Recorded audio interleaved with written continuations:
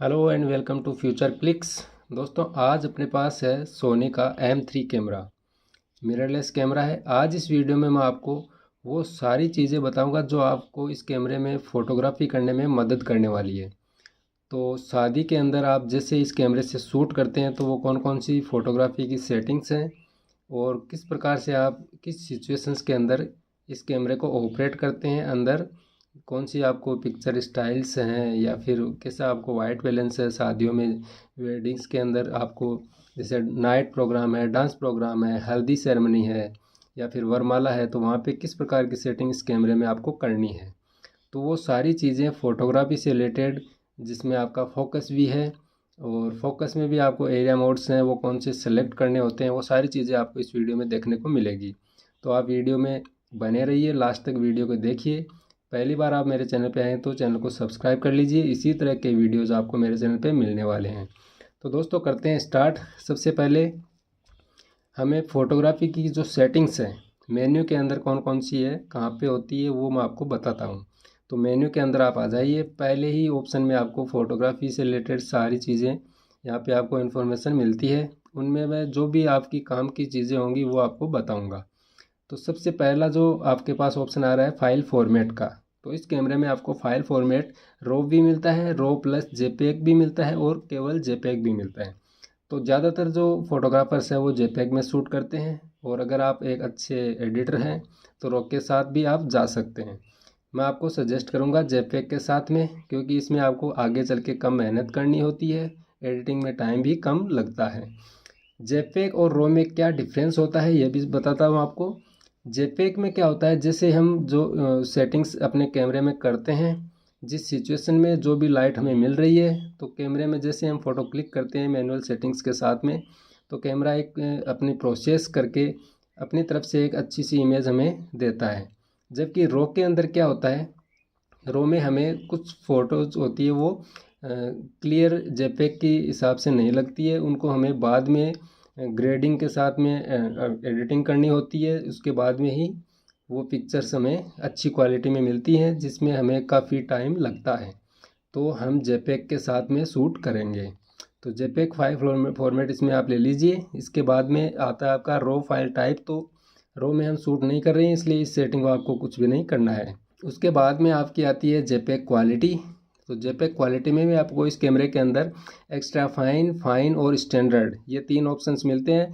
इनमें फ़र्क क्या होता है, जैसे आप इनमें से कोई भी एक सेलेक्ट करेंगे तो ये मैटर करेगा आपकी जो फाइल साइज़ है उसके ऊपर।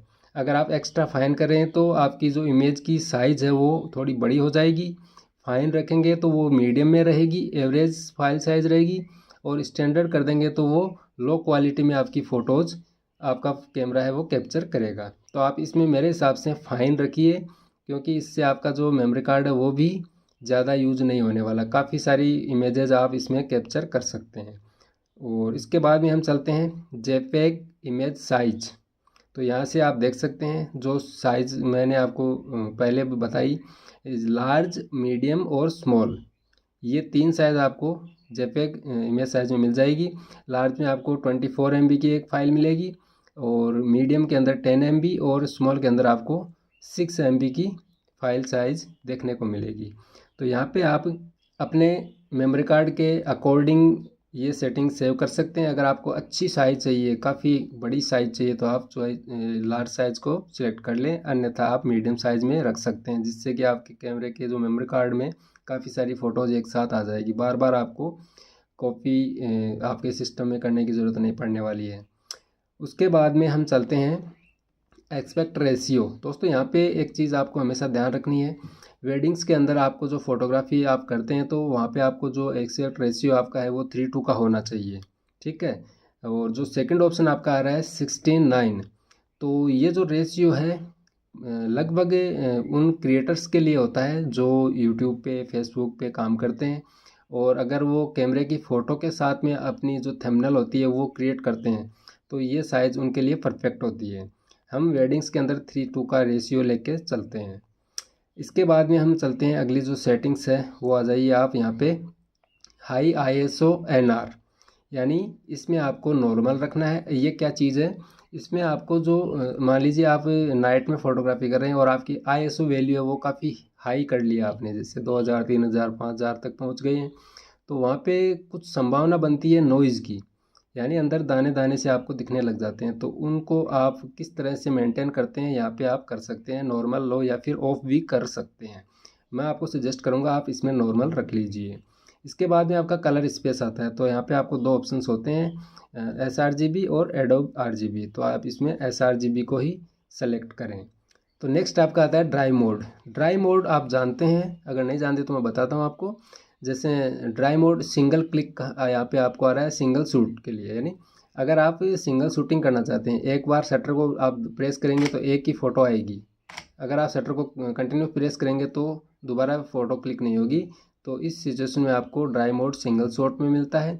नेक्स्ट है आपका कंटिन्यूस शूटिंग। अगर इस ड्राई मोड को आप सिलेक्ट करते हैं तो आप अपने शटर बटन को कंटिन्यू प्रेस कर लीजिए, आपका कैमरा कंटिन्यू पिक्चर को सेव करता रहेगा। इसी प्रकार से आपका नेक्स्ट जो आता है टाइमर का आता है, सेल्फ टाइमर 10 सेकेंड। अगर आप टाइमर से शूट कर रहे हैं तो उस सिचुएशन में आपका जो कैमरा है वो 10 सेकेंड तक आपको बीप की आवाज़ देता रहेगा। और यहाँ पे आप देख सकते हैं आगे जो इल्यूमिनेटर है वो ब्लिंक कर रहा है हर सेकंड पे, और 10 सेकंड होते ही वो आपकी इमेज क्लिक कर देगा। ओके। और इसके बाद में आपका जो ड्राई मोड आता है वो आता है सेल्फ टाइमर ही है, लेकिन 10 सेकंड में ये 3 पिक्चर क्लिक करेगा। जैसे मैं फिर से आपको एग्जांपल दिखाता हूँ।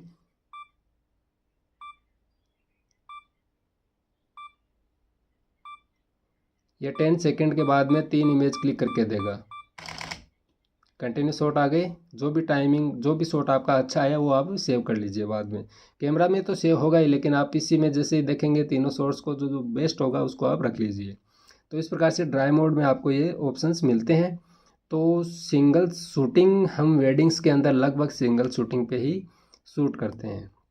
इसके बाद में हम चलते हैं अपनी जो मीडिया है, यहाँ पे आप आ जाइए मीडिया सेलेक्ट। यहाँ पे 2 मेमोरी कार्ड आप इस कैमरे में लगा सकते हैं। कौन से मेमोरी कार्ड के अंदर आपको पिक्चर सेव करवानी है, 1 में या 2 में, तो यहाँ से आप सेलेक्ट कर सकते हैं।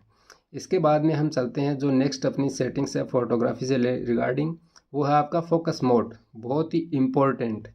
मिररलेस कैमरों के अंदर बहुत सारे ऐसे फोटोग्राफर्स हैं जिनको फोकस की काफ़ी प्रॉब्लम होती है, और वो ये प्रॉपर नहीं जान पाते हैं कि कौन सा फोकस मोड हम यूज में लें, और फोकस मोड में भी हम कौन से एरिया मोड में काम करें। तो दोस्तों यहाँ पे आपको मैं एक एक चीज़ क्लियर करता हूँ इन फोकस मोड्स में। इस कैमरे में आपको सिंगल शॉट ऑटो फोकस मिलता है, ऑटो फोकस ऑटो भी मिलता है, ऑटो फोकस कंटिन्यू भी मिलता है। इसके अलावा आपको DMF यानी डायरेक्ट मैनुअल फोकस और मैनुअल फोकस, तो ये दो नीचे की जो दो फोकस है इनके बारे में मैं एक अलग से वीडियो बना दूंगा, किस प्रकार से ये फोकस काम में आते हैं। यहाँ पे इस वीडियो में हम केवल इन 3 फोकस में ही बात करेंगे क्योंकि वीडियो काफ़ी लंबा होने वाला है। तो सिंगल यानी ऑटो फोकस सिंगल, अगर हम इस फोकस मोड को सिलेक्ट करते हैं और उसके बाद में हम क्या करते हैं, जैसे ही फोकस को लॉक करते हैं अपनी स्क्रीन के ऊपर, तो वो एक पॉइंट के ऊपर लॉक हो जाएगा और आपकी फ़ोटो है वो बाकी जो जगह है वो आपकी ब्लर आएगी। तो इस प्रकार से आप एक पॉइंट को सेलेक्ट करके फ़ोटो ले सकते हैं। नेक्स्ट अपना जो ऑटो फोकस ऑटो है, ये आपको क्या करता है, जैसे आप इस मोड में आ जाएंगे तो आपका कैमरा है वो जो भी नज़दीकी या फिर जो शार्प जगह होगी स्क्रीन के ऊपर या कैमरे के सामने, उस जगह को फोकस में लेगा और आपको इंडिकेट कर देगा यहाँ पे जो ग्रीन आपके चिन्ह आ रहे हैं उनके हिसाब से कि यहाँ पे कैमरा फोकस कर रहा है। अगर आपको लग रहा है कि कैमरा प्रॉपर सही जगह फोकस कर रहा है ऑटो, तो आप उस इमेज को क्लिक कर सकते हैं। नेक्स्ट अपना जो फोकस मोड है वो आता है कंटिन्यूस, ऑटो फोकस कंटिन्यूस। तो इस मोड को हम कहाँ पे काम में लेते हैं, जैसे वेडिंग्स के अंदर ही मैं आपको बताता हूँ कि जैसे मूवमेंट होते हैं कहीं पे भी, उनको अगर हमें कैप्चर करना है तो ऑटो फोकस सी को आप सिलेक्ट करके अपनी फ़ोटोज़ क्लिक करें, क्योंकि मूवमेंट करती हुई चीज़ों को हम कैप्चर करेंगे तो वो ब्लरी ना आए, यानी धुंधली ना आए, प्रॉपर अपने फोकस में रहें जो भी इमेज है, तो वहाँ पे कंटिन्यूस फोकस हम करेंगे। अब जैसे यहाँ पे मान लीजिए ये जो ऑब्जेक्ट है ये अगर मूव हो रहा है इधर उधर और अपन ने फोकस कर लिया है, तो देखिए मैं जैसे शटर बटन को हाफ प्रेस कर रहा हूँ तो ये लॉक कर रहा है, और फोकस मूव भी हो रहा है तो उसको ये कंटिन्यू फोकस में रखेगा। यहाँ पे आप देख सकते हैं, मैं यहाँ पे आपको एग्जांपल भी दे रहा हूँ साथ में। तो दोस्तों वीडियो को ज़रूर लाइक कीजिएगा। इस प्रकार से ये कंटिन्यू फोकस आप काम में ले सकते हैं। इसके अलावा वेडिंग्स के अंदर अगर इसका सही जो पर्पज़ है वो डांस प्रोग्राम में होता है। डांस प्रोग्राम में काफ़ी हलचल होती है, डांसर इधर उधर चले जाते हैं डांस करते हुए, तो वहाँ पे आपको ऑटो फोकस जो कंटिन्यू मोड है इसको आप ऑन कर लीजिए, ठीक है। और ये दोनों चीज़ें हैं DMF और MF, इसका हम अलग से एक वीडियो बनाएंगे। नेक्स्ट सेटिंग जो आपकी आती है वो आती है आपका फोकस मोड का ही एरिया मोड।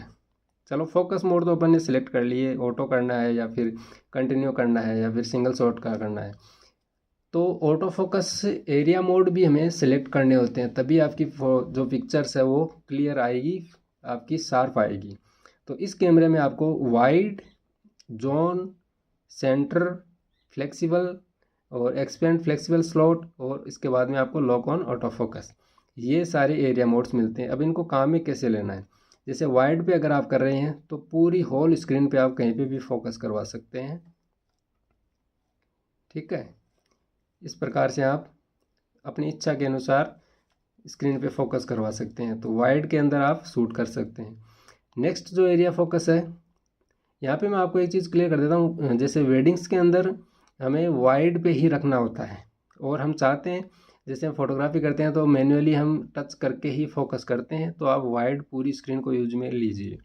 नेक्स्ट अपना जो फोकस है वो जोन का आता है, यानी पर्टिकुलर एक जोन दे देगा आपको। जैसे अभी आप यहाँ पे देख रहे हैं एक जोन बना हुआ है, मैं कर्सर से आपको वो जोन दिखाता हूँ इधर उधर करके, अभी ऊपर नीचे भी हो रहा है। तो इस जोन के अंदर आपका कैमरा फोकस करेगा। इस जोन को हम कर्सर से एक जगह फिक्स कर लेंगे और उसके बाद में आपका कैमरा वहाँ पे फोकस करेगा। तो ये एक शानदार फीचर है अगर आपको क्लोजअप लेने होते हैं छोटी छोटी चीज़ों के। नेक्स्ट अपना जो फोकस है वो है सेंटर का। तो इस पे जैसे हम क्लिक करेंगे तो ये सेंटर में फोकस हो जाएगा। स्क्रीन पे आप यहाँ पे देख सकते हैं ये फोकस यहाँ पे हो रहा है, यहाँ पे आप देख सकते हैं। इसको अपन इधर उधर कहीं पे भी नहीं कर सकते, जैसे यहाँ पे आप चेक करके देख सकते हैं। कर्सर में आप कहीं पे भी कुछ भी कर लीजिए, यह बिल्कुल सेंटर में रहेगा। तो इस प्रकार से आप ये स्पॉट को या सेंटर में फोकस रख सकते हैं। नेक्स्ट अपना आता है फ्लेक्सिबल स्पॉट लार्ज, ठीक है। तो ये भी एक सेम सेंटर वाला ही है, लेकिन इसको अपन कहीं पे भी एडजस्ट कर सकते हैं स्क्रीन पे, और उस स्क्रीन पे एडजस्ट करने के बाद में हम फोकस सेट कर सकते हैं। जैसे अगर मैं इसको इधर रख देता हूँ और यहाँ पे चाहता हूँ कि इसको फोकस में लाएं अपन, तो कर्सर को यहाँ पे लाइए और इस कॉर्नर को हमें फोकस में करना है। तो जैसे क्लिक करेंगे ये फोकस में आ गया है। अभी इस इमेज को क्लिक कर लीजिए और जैसे इस इमेज को हम देखेंगे यहाँ से ये बिल्कुल आपको शार्प दिखेगी, ठीक है। बाकी आपको इधर अगर आप देखेंगे तो बिल्कुल आपको धुंधली नज़र आएगी चारों तरफ की इमेज। इस प्रकार से आप फोकस कर सकते हैं। नेक्स्ट अपना आता है जो एरिया फोकस मोड है वो आता है एक्सपेंड फ्लेक्सिबल, यानी सेम वही चीज़ है लेकिन थोड़ा सा एक्सपेंड कर दिया है इसको, यानी इस एरिया के आसपास की भी जो सब्जेक्ट्स हैं वो आपको फोकस में देता रहेगा ये कैमरा। यानी छोटा सा आपको स्पॉट दे दिया और उसके बाद आसपास का जो एरिया है उसको भी ये फोकस में रखेगा। तो ये दोनों सेम सी चीज़ें हैं, आप यहाँ पे प्रैक्टिकल करके अपने कैमरे के साथ में देख सकते हैं। इसके बाद में आता है lock on auto focus expendable flexible spot. तो किसी भी ऑब्जेक्ट को आप इस फोकस में लॉक कर सकते हैं। जैसे मान लीजिए आपने वो सिलेक्ट कर लिया है लॉक ऑन वाला, और अब जैसे ये चीज़ है इसको हमें लॉक करना है, तो इस माउस से या कर्सर से अपन लॉक कर सकते हैं।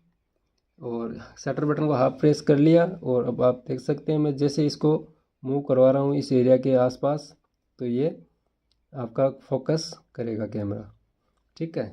तो ये सारी चीज़ें आपको एरिया मोड्स के अंदर करनी होती है। और वेडिंग्स के हिसाब से अगर मैं आपको सजेस्ट करूं तो आप बिल्कुल वाइड के साथ में जा सकते हैं। इसके बाद में अपन चलते हैं फोकस सेटिंग, तो यहाँ पे आपको कुछ नहीं करना है। नेक्स्ट अपन चलते हैं AF इल्यूमिनेटर। तो ये आपको ऑटो रखना है, ठीक है, ऑफ मत करना, क्योंकि कई बार क्या होता है अपने जैसे एकदम से हम किसी डार्क पैलेस में चले गए, वहाँ पे कैमरा सामने कुछ देख ही नहीं पाएगा। अगर ऑटो रहेगा तो जो आपके सामने की जो LED यहाँ पे होती है इल्यूमिनेटर वो आपका ऑन हो जाएगा और कैमरे को फोकस करने में हेल्प करेगा। उसके बाद में हम चलते हैं यहाँ पे फेस आई डिटेक्शन वाले सेटिंग्स हैं। तो इस कैमरे में आपको फेस और आई डिटेक्शन की ये सुविधा देता है कैमरा। इसको आप हमेशा ऑन रखिए, ठीक है। और इससे क्या होता है, जैसे आपके सामने कोई भी पीपल आएगा उसकी आई को वो डिटेक्ट करके उस प्रॉपर चेहरे को फोकस करेगा कैमरा।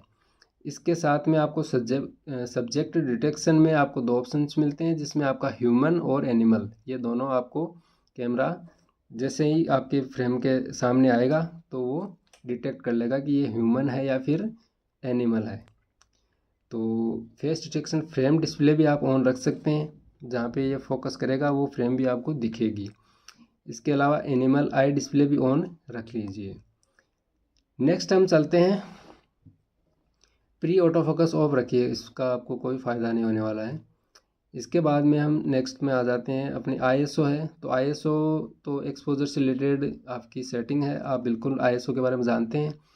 इस सेटिंग्स को मैं एक चीज़ आपको बताता हूँ, जितना हो सके मिनिमम रखें। कई बार नाइट में आपको प्रॉब्लम आ सकती है कि हमें ISO बढ़ाना पड़े, लेकिन कोशिश ये करें कि आपका जो एक्सपोजर है वो आप प्रायोरिटी रखें। आपका जैसे आपकी जो अपर्चर है वो पहली प्रायोरिटी पे रखें, और शटर स्पीड आप दूसरी प्रायोरिटी पे रखें, और ISO को आप हमेशा थर्ड पे रखें, क्योंकि लाइटिंग की जो कम या फिर ज़्यादा होती है तो वो लास्ट हम ISO पे ही जाके सेट करते हैं। तो दोनों चीज़ें अपर्चर और शटर स्पीड आप सेट करने के बाद में ISO को सेट करें, तो और वो भी मिनिमम जितनी रिक्वायरमेंट हो उतना ही रखें। नेक्स्ट हम चलते हैं मीटरिंग मोड पे। तो मीटरिंग मोड में ये एक अलग सब्जेक्ट है, थोड़ा सा बड़ा होगा वीडियो, तो मैं आपको यहाँ पे केवल यही बताऊँगा कि आप या तो इंटायर स्क्रीन पे रखें या फिर आप मल्टी रख लें, ठीक है, मल्टी या फिर इंटायर स्क्रीन। तो मीटरिंग मोड अलग से एक वीडियो बनाएंगे, थोड़ा सा बड़ा होगा वीडियो। इसके बाद में हम चलते हैं, नेक्स्ट जो सेटिंग आपकी आती है वो आती है आपकी वाइट बैलेंस।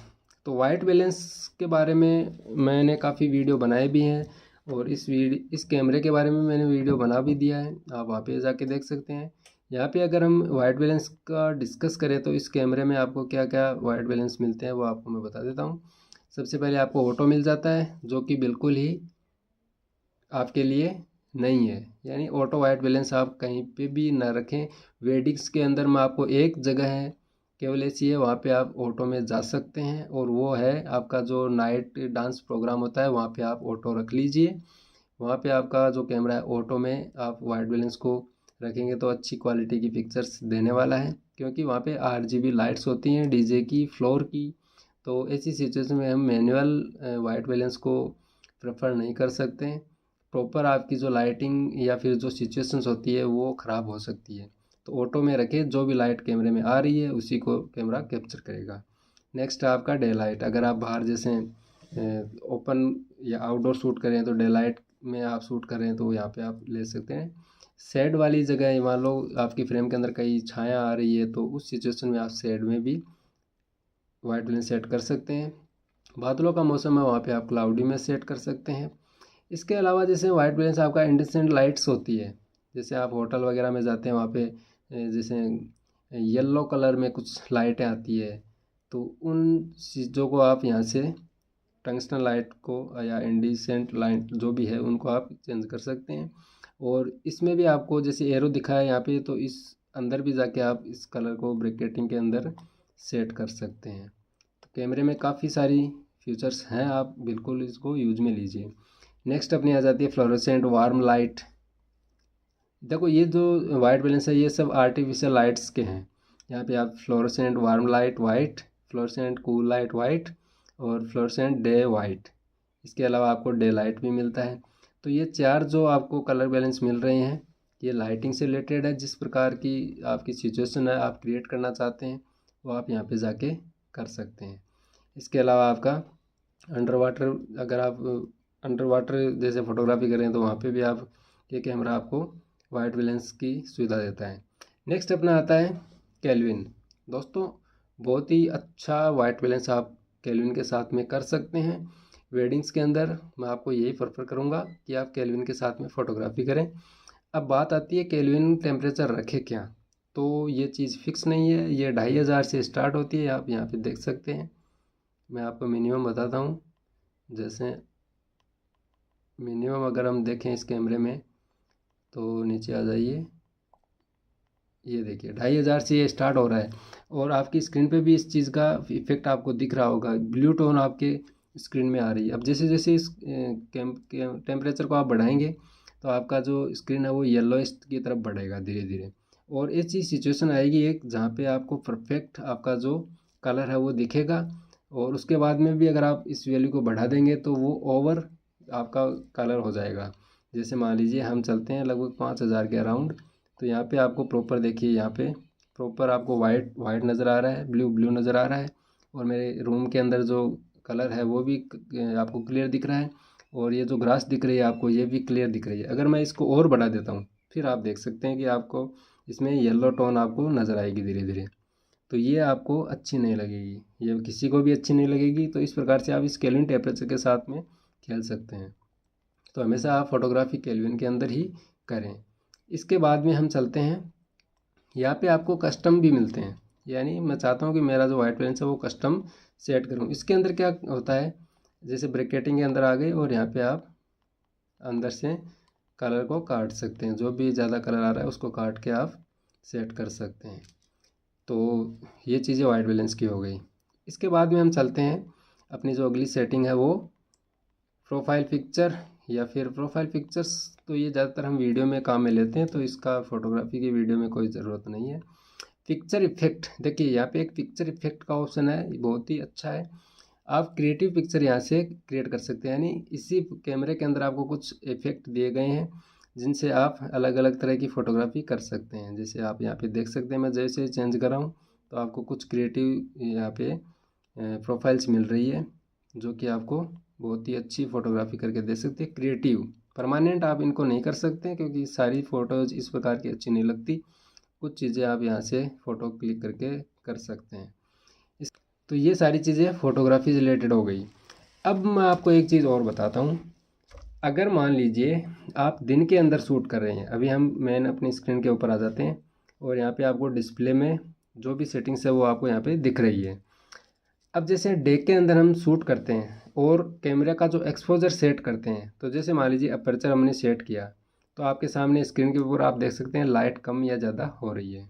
ठीक है, हमें जितनी ज़रूरत है उतनी लाइट हम शटर को कम या ज़्यादा करके, अपर्चर को कम या ज़्यादा करके, या फिर आपका जो आईएसओ है उसको हम कम या ज़्यादा करके कर सकते हैं।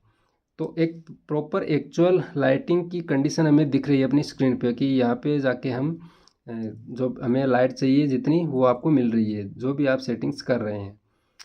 अब नाइट के अंदर क्या होता है, जैसे मान लीजिए नाइट में अगर आप यही चीज़ें करेंगे तो सामने वैसे ही अंधेरा हो जाएगा। और जैसे आप ये जो चीज़ें करेंगे अपर्चर या फिर शटर स्पीड या फिर आपका आईएसओ, तो वहाँ पे आपको कुछ भी आइडिया नहीं बंधेगा क्योंकि अंधेरा है सामने।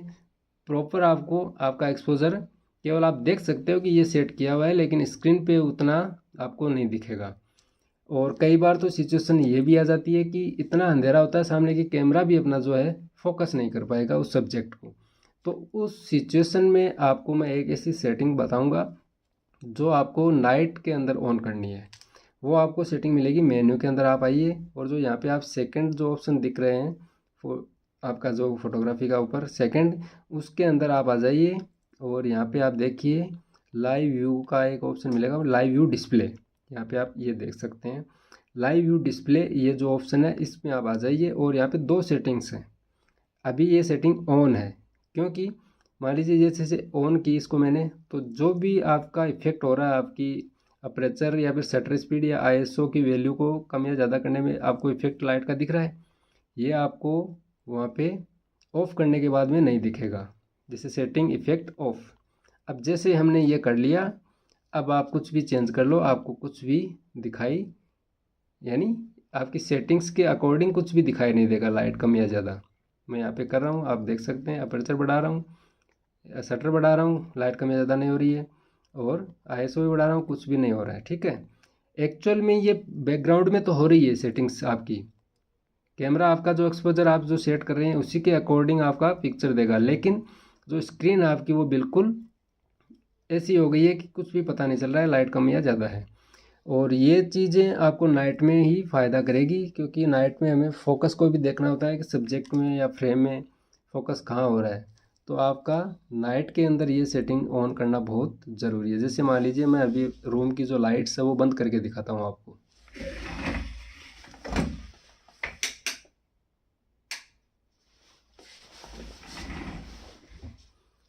अभी देखिए मैंने लाइट्स को बंद कर दिया है, तो आपके पास वो सारी चीज़ें आपको दिख रही है लाइव, जो आपके कैमरे के सामने है।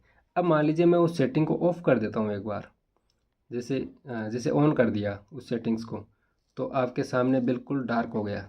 ठीक है, अब यहाँ पे हम कितना ही ISO बढ़ा ले आपको कुछ भी दिखेगा नहीं।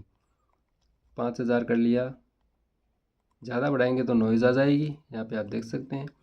और अपर्चर को भी हम बढ़ा रहे हैं, कम कर रहे हैं, तो उतना दिखेगा नहीं आपको कैमरा कहाँ फोकस कर रहा है प्रॉपर। तो इसी सिचुएशन में हमें इस सेटिंग्स को ऑफ़ करना है नाइट के अंदर। जैसे ऑफ़ करेंगे आपकी कैमरे की स्क्रीन पे जो भी लाइट है वो नज़र आएगी। तो दोस्तों आशा करता हूँ वीडियो आपको पसंद आया। वीडियो को लाइक कीजिए, चैनल को सब्सक्राइब कर लीजिए। इसी तरह की वीडियोज़ आपको चैनल पे मिलने वाले हैं। Thank you.